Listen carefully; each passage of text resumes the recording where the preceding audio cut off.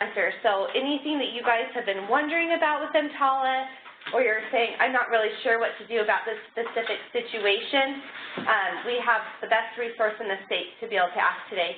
And some of us get to interact with Kim way more than we need to or should, right, Wendy? Hi, Kim. But we appreciate him and all of his expertise. So I will go ahead and turn it over to you, Kim. Thank you. Thank you very much. And I'm glad you told me to reminded me to start recording, so we should be good now. Okay. All right. Even though we're going to talk about some of the rules for EMTALA, the thing that I want to stress the most is when in doubt, if you do what's best to keep the patient safe and in the best interest of the patient, and then you document why you did what you did, generally you're always going to be okay. In the past, the EMTALA police, the Office for Civil Rights, has said that, look, you're not going to have a problem with us as long as you do what's in the patient's best interest and you're able to explain why you did what you did. So stepping back from everything else I'm going to say, if you forget everything else, at least remember this. Okay. A little bit of reasons why you need to comply with EMTALA. Well, if you're a physician, if there's any physicians there, physicians can be personally liable for EMTALA violations. They actually jacked up the penalties last year from $50,000 per violation up to $130,000 per violation. If you're a hospital with less than 100 beds like Salmon, you can get hit up with fines of $51,000. In addition, the hospital can be sued for damages. So, for example, if you have a situation where you transferred a patient improperly or you otherwise violated EMTALA and that patient suffered damages, that patient could come back and sue the hospital. In addition, if you transferred a patient improperly to another hospital, for example, that hospital could sue the Steele Memorial Medical Centers. That doesn't happen very often. Usually you need to make sure that you comply with EMTALA because EMTALA is part of the conditions of participation. So if you violate EMTALA, the government could come in there and take away the hospital's ability to participate in Medicare and Medicaid, which would not be a good thing. When we're talking about EMTALA, the basic responsibilities are that participating hospitals that participate in Medicare and Medicaid, if they have a dedicated emergency department, they've got to provide an appropriate medical screening exam.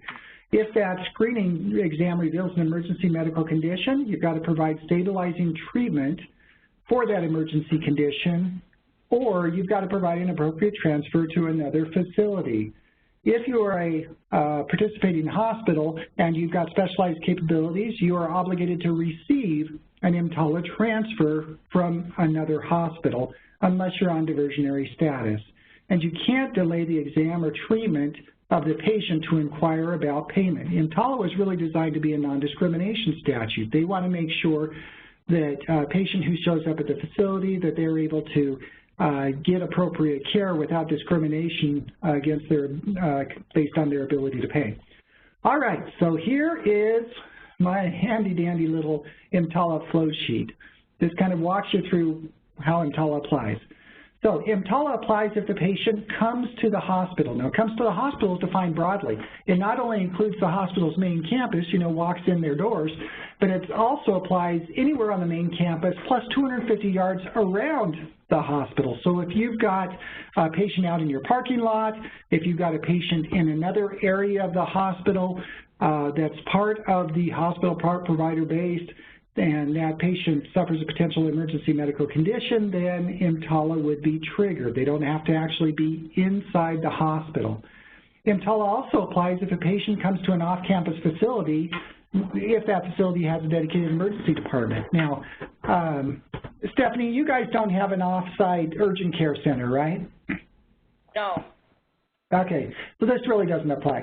The third place that EMTALA would apply, that if the patient is in a hospital-owned ambulance, then that patient is deemed to have come to the hospital and EMTALA applies.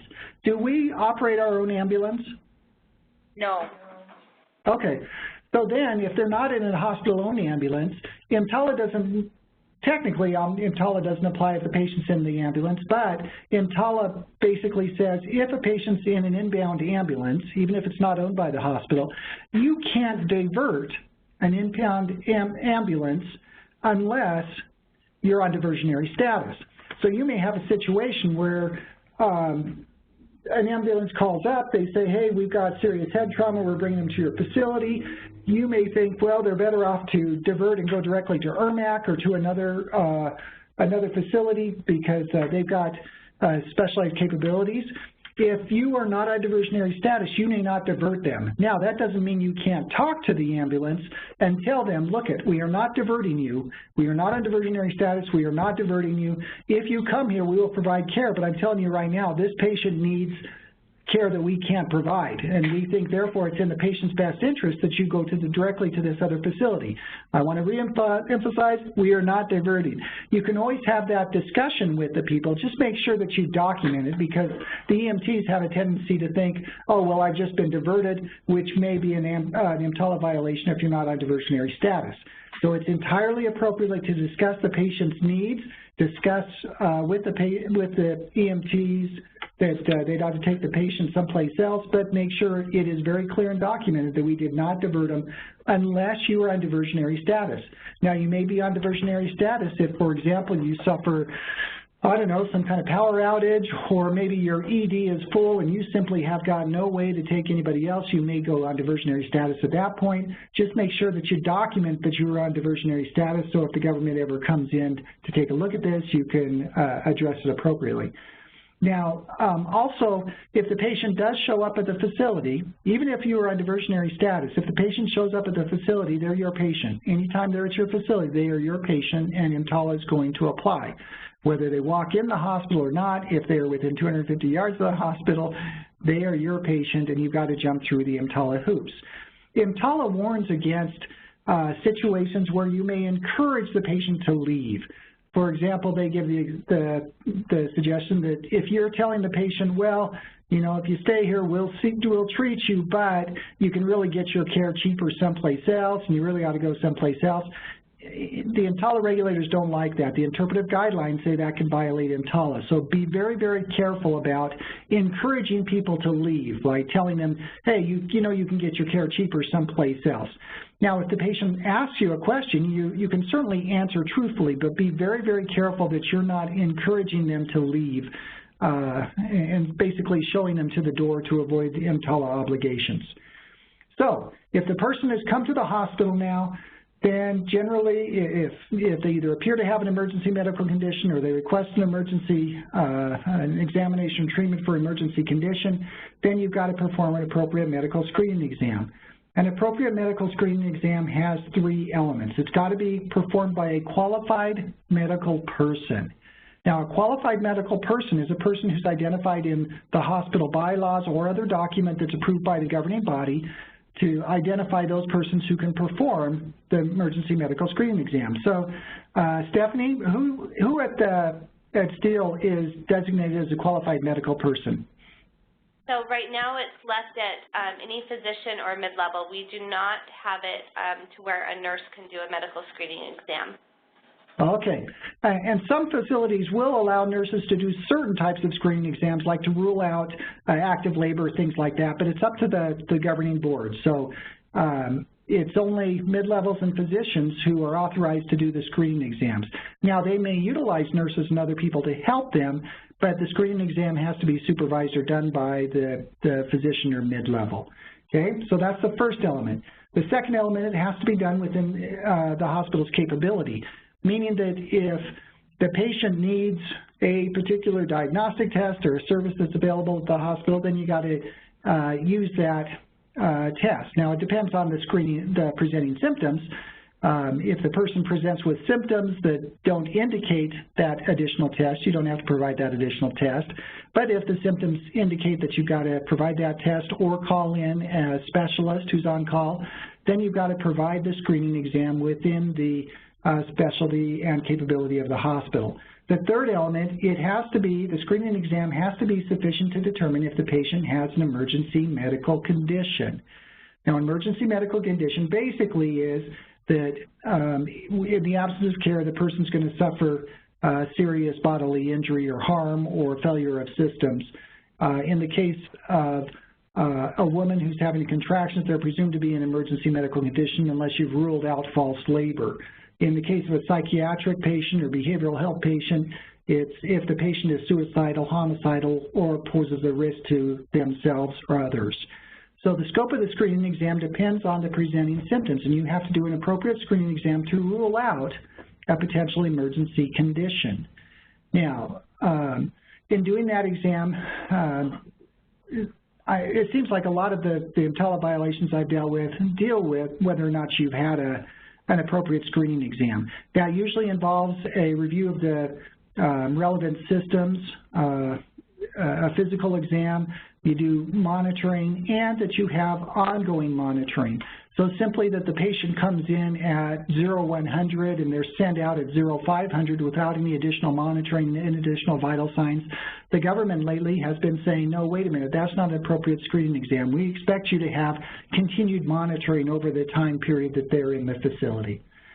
Okay, so you perform the medical screening exam if you determine that the patient does not have an emergency medical condition, or you have admitted the patient, you admit the patient is an inpatient at the hospital, then EMTALA ends, okay?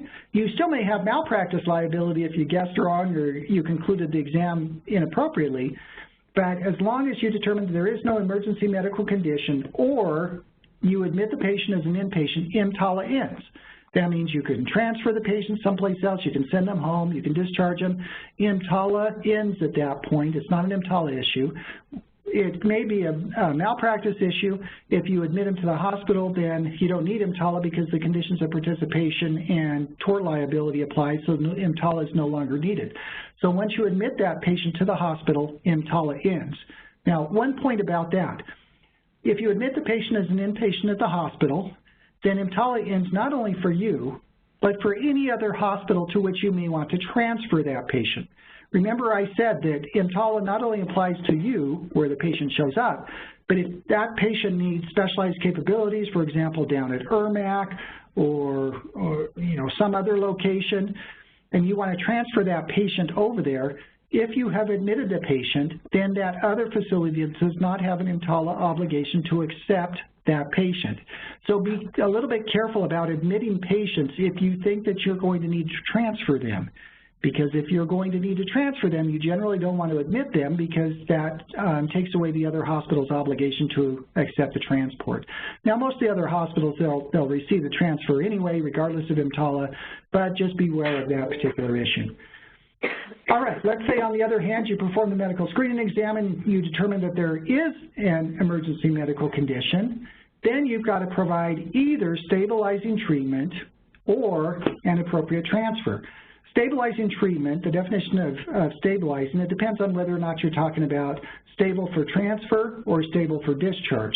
If you're talking about stable for transfer, because you're going to transport them to another facility, then the general rule is, have you provided, is the patient's condition such that they're not going to suffer any significant deterioration during the transportation? Now, that's what the regulation states. The interpretive guidelines goes a little bit further, and they're a little bit more strict. In the interpretive guidelines, they say that the emergency condition has been resolved. So that's a little bit different standard than is actually set forth in the regulations.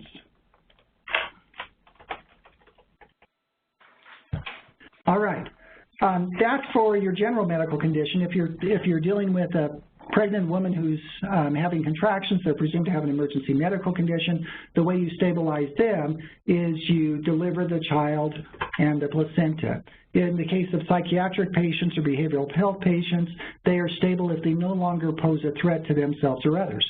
If you have stabilized the patient, you've satisfied those standards, then EMTALA ends. You can transport the patient, you can send them home, whatever. It's no longer an EMTALA issue as long as you've documented that the patient is truly stable. Now, be careful about that because the government always, looks at this stuff, hindsight's 20/20, but EMTALA ends once the patient's stable. Now, for purposes of discharge, if you're going to send them home, then generally the standard is the patient's stable for discharge if you can send them home and they can later get inpatient or outpatient care and you've given them appropriate follow-up instructions. In that case, they may be stable for discharge. In the case of a psychiatric patient, again, that they're prevented from harming themselves or others.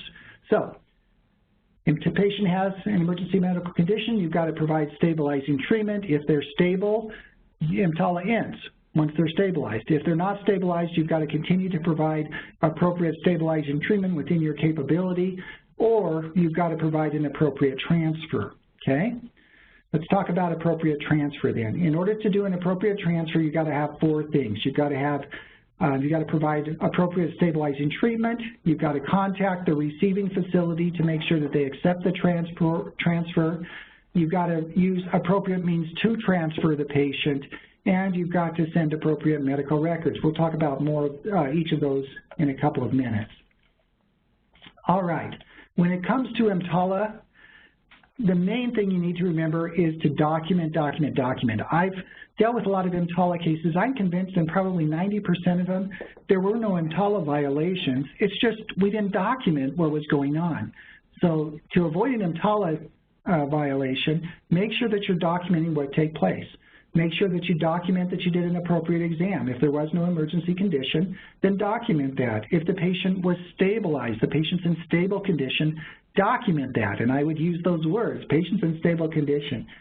If the patient refused care or requested a transfer, EMTALA doesn't trump the patient's, competent patient's right to consent, right? Patient may come in, they may decide that they don't want to pay the ER bill, or they may decide that they want to get up and leave, but we can't throw them down as long as they're competent. We can't throw them down, strap them down, and provide care anyway. You just need to make sure that you document that the patient refused care. And under the EMTALA regulations, there are certain things that you're supposed to document. We'll talk about that more in a minute. If you're going to transfer the patient to another facility, you've got to have one of 2 things. You've either got to have the patient request or their personal representative request, if the patient's incompetent, that you transfer the patient, or you've got to have physician certification that the benefits outweigh the risk. We'll talk about that in just a second. Then it's got to be an appropriate transfer, meaning that you satisfied those 4 requirements. All right, let's talk about the appropriate transfer. So if the patient's not stabilized, the hospital may not transfer or discharge the patient unless you have either one of the following. You've either got to have the patient or their personal representative has to request a transfer, or you've got to have a physician certified that the benefits of the transfer or discharge outweigh the risks. Now that certification has to come from a physician. Even though a mid-level can is a qualified medical person for purposes of determining an emergency medical condition, the mid-level cannot certify that the benefits of the transfer outweigh the risk. That has to come from a physician. If the physician's not in the facility at the time, the mid-level could call the physician, explain the situation, the physician certifies the benefits outweigh the risk, the mid-level goes ahead and documents that, and then the physician has to certify or co-sign when the physician comes back in. Remember that anytime you transfer the patient outside the facility, whether it's a discharge, whether it's sending to another facility, that's considered a transfer for purposes of EMTALA, and you have to jump through the transfer hoops. Now, in order for the transfer to be appropriate, again, you have to satisfy those 4 criteria. You've got to provide treatment within your capability to minimize the risk of harm to the patient during the transport. You've got to contact the receiving facility, make sure that they agree, and document who you talk to and when. And you've got to transfer appropriate records. That's the records that are available at your time. If you had a physician who was on call who refused to come in, you've got to send the name of the physician. Basically, you've got to narc on the physician to the other facility. And that transfer has to be effected through qualified personnel with proper equipment, including life support measures if necessary. Now, there are certain circumstances where it may be appropriate to send a patient by private car, but you better darn well be careful. I'm actually dealing with a situation today where a hospital got cited for sending a patient via private car. I think the only time I've had to deal with a situation where the government threatened to impose sanctions actually was with Steele, where a patient was sent by private car, many years ago. We were able to come back and explain that was appropriate under the particular circumstances, but be very careful. If you're going to send a patient by private car, you should document that you offered an ambulance or another means. You should document that the patient's condition was appropriate to transfer by private car, that they have people in there who can help them and keep them safe, that they're supposed to go directly to the other facility and the like. As I mentioned, hospitals with specialized capabilities are required to receive EMTALA transfers. They generally cannot place conditions on that. They generally can't require you to do a medical screening rule out emergency conditions or stabilize them medically first. They can't require you to use a certain type of transport, none of that stuff. If you get pushback from hospitals with specialized capabilities, you just need to remind them that they've got the obligation to accept the transfer, and if they're refusing to, then we're going to have to report them for EMTALA violations. If you do have a situation and the patient refuses exam, treatment, or transfer, they come in, they go AMA, whatever it might be, EMTALA says that you're supposed to document the following. You're supposed to document that you offered the exam, treatment, or transfer. You're actually supposed to document what exam, treatment, or transfer you actually offered them. Document that the risks and benefits were explained to the patient. Document the basis for the refusal of the transfer. Why are they refusing it? Take reasonable steps to secure the written informed consent, and if the patient refuses to sign the AMA form, then you should document their refusal. All right, that's a quick overview of the EMTALA rules. Do you have any questions about EMTALA issues, things that have come up, situations that have occurred that we can talk through now? I have a question. If you do have somebody that is going to still go to the hospital, but they refuse to go by, say we think they need to go by flight or ambulance, they refuse that, but are willing to go by private vehicle, do you still have them sign the AMA form even though they're still going to the other facility because you don't feel private vehicle is appropriate? Yeah, definitely. Anytime that occurs, have them sign either the AMA form or something else. You want to document. So if the patient ever comes back and sues you, or if CMS ever comes back, you can say, no, we warned the patient, we told him, and we documented it. Try to get the patient to sign something. That's always best because under Idaho law, if they sign informed refusal, then that's presumptively valid. But it's not necessarily required. Then it's just going to become a matter of proof, so you'd want to document elsewhere in the record that what you told them. Sometimes you don't think about it at the time and you need to document after the fact. That's fine. You can always do a late entry, but you want to make sure that the documentation is in there that, hey, we explained to them the risks and the benefits. They refused it. And then one more question off of that. So say that the receiving facilities and the sending doctors, say from Steele, we're going to ERMAC, they both say, yeah, this patient's okay to come by private vehicle, there's no reason for them not to. You make sure you do all the appropriate documentation. We are legally liable under the EMTALA law until they get to the other hospital. Is that correct? No, not necessarily. There's nothing that says that you're legally liable under EMTALA, for example, if they get in a car accident or anything like that. But the government will, hindsight's always 20/20. They may come back like they're doing in this other case and saying that, it was inappropriate to send them by that other means. So you just want to document that, no, we offered it. Anytime you're going to send a patient by private car, I would offer them the ambulance and document that you offered it and then document that they refused it. And then you can show that, no, we offered it, we can't force them, we can't throw them in the back of the ambulance and send them down there as long as they're competent. So document the refusal.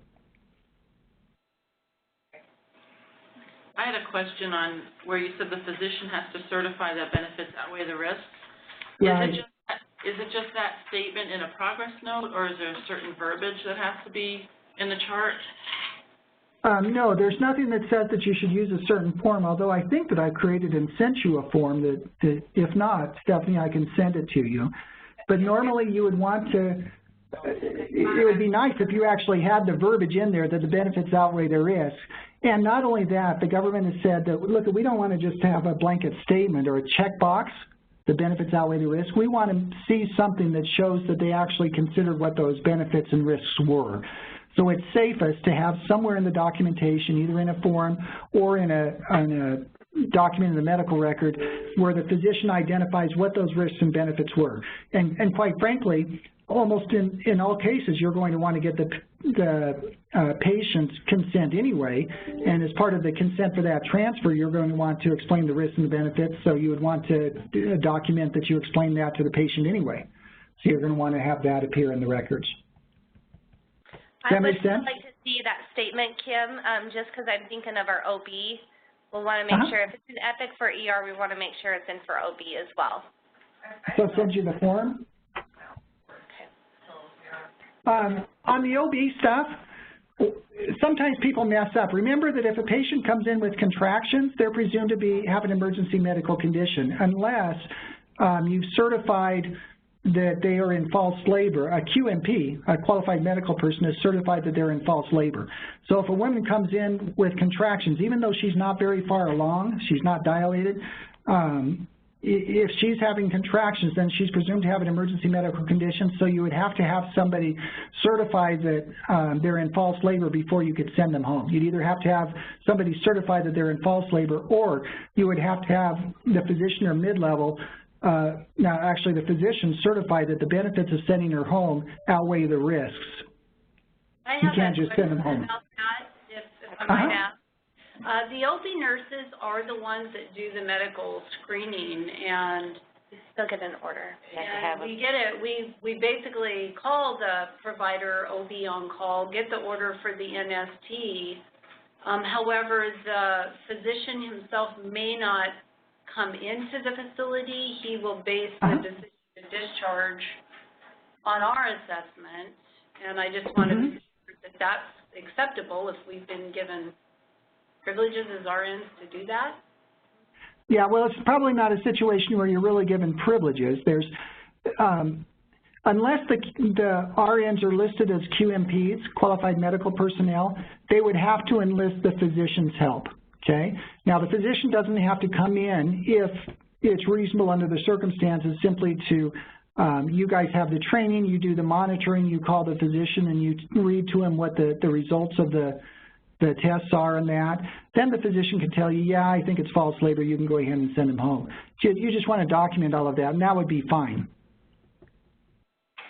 You don't have to have the physician actually come in and read all the strips in that particular case.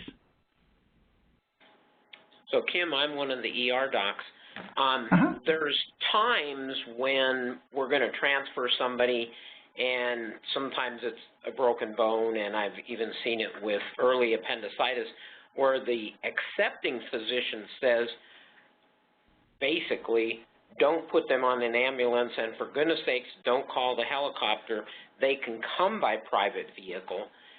If the patient also agrees, how do we document that? Because we're not offering it an ambulance. Yeah, I would still offer the ambulance to the patient. To be perfectly candid, because the government looks at this stuff, you know, in hindsight, I would always offer the ambulance to the patient. I would say, patient, we can send you by ambulance if you like. Of course, there's going to be charges with the ambulance. We think that you're okay to go by private car, but we're happy to send you in an ambulance if you would like, and let the patient say, no, I'm fine going in the private car. But document what you did. Again, document that you offered it. Document that you think that it's fine. Document that the patient's going with somebody else who will be able to take care of them. Document that you gave them instructions to go directly to the other facility. You know, don't stop and go out for dinner first or anything like that. As long as you document that type of stuff, then you will be okay. Just remember that the government is skeptical when you send people by private car, so make sure that you've got documentation in the record to show that it's appropriate. Okay. Any other questions? All right, we appreciate your time, Kim. All right, guys. Thanks much. Bye. Thank you. Bye.